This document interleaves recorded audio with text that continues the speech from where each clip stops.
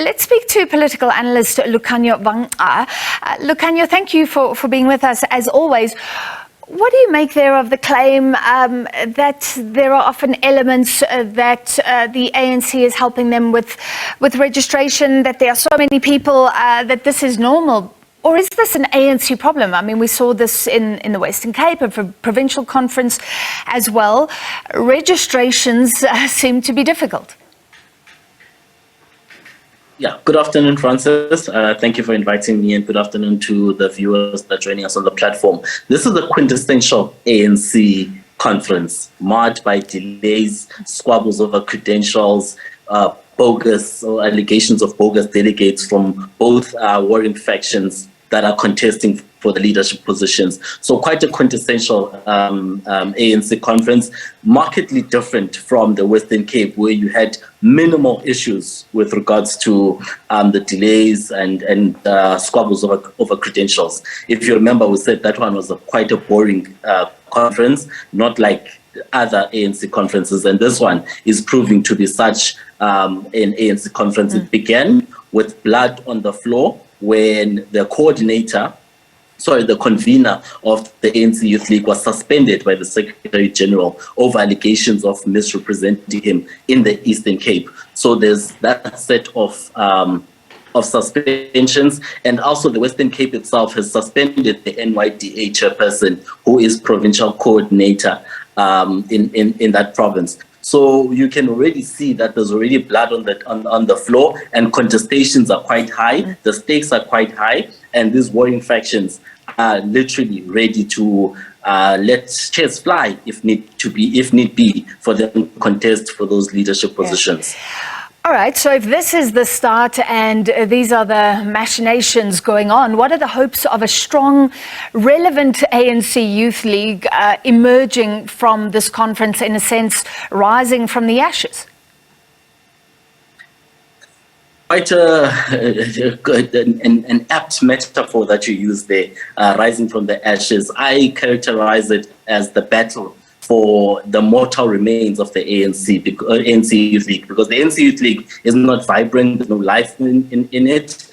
It's as influential as it used to be back in 2007, when it was able to direct the flow of politics inside of the ANC. Also compared to 1944 as well, when it was founded, and quite the power that it had back then. So this is the battle for the mortal remains of the ANC. Will the ANC Youth League, will the leadership that is contesting these positions be able to bring it back from the decay over the past decade or so, or even longer than that, when Julius Malema was suspended? I don't know if it will be able to regain the vibrancy it had, if it will be able to regain and that resonance that you have with young people, where it is able to mobilize young people as per its mandate behind the banner of the ANC. But what we do know is that this is a battle for the mortal remains of the ANC Youth League.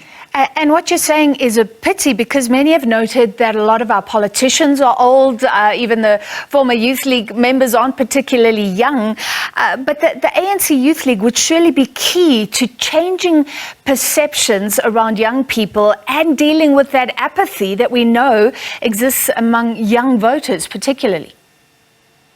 Yes, it is. It is quite sad. There is no generational mission or a sense of a generational mission with this cohort of ANC Youth Leaguers. You look at how the ANC Youth League of, let's say, Julius Malema was able to identify economic freedom in their lifetime as a generational mission that they rallied behind, and they were able to mobilize young people behind that, and they were able to capture the imagination of the country. Again, I make the same comparison to the 1944 Youth League that was able to have a program of action that was able to capture the imagination of the ANC, and they were able to capture the leadership of the broader ANC body. This cohort of young people doesn't seem to have that generational mission, and it's quite a sad indictment, considering how afflicted young people are by the ills of society, that we have the worst youth unemployment in the world, that young people are particularly afflicted by HIV and AIDS, that young people continue to have limited access to education and social mobility that comes with access to good higher education.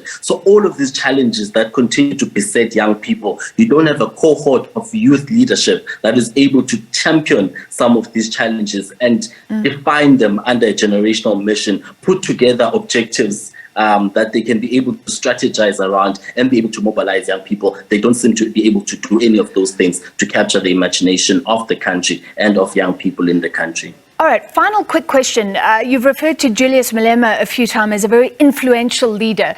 The proposed leaders here, Colin Malachi, Aphiwe Nkangelwa, what sort of clout do they have? And what sort of relationship under them would the Youth League have with the ANC, considering claims that ANC officials are already interfering in this conference? So these two seem like proxy battles or proxy representatives for the individuals behind them. It's alleged that Colin Malachi, the individual behind the power behind that throne, is Secretary General Fikile Mbalula, and behind Aphiwe Nkangelwa, the power behind that throne is the dearest Premier of the Eastern Cape. So it seems like there's that proxy battle of these individuals behind them. These individuals themselves in their own right don't seem to have very high profiles in general and in society. But Colin Malachi has a higher profile considering he's the youngest member of parliament. Aphiwe Nkangelwa is quite a regional player. His politics or support base is really based in the Eastern Cape, and nothing much is known of him outside of the Eastern Cape. And I think that might be one of the reasons he wasn't able to make it on to the ballot, the threshold. He hasn't qualified so far, but Colin Malachi was able to qualify and match the 20% threshold. So Colin Malachi obviously has the higher profile. All right, thank you for that overview.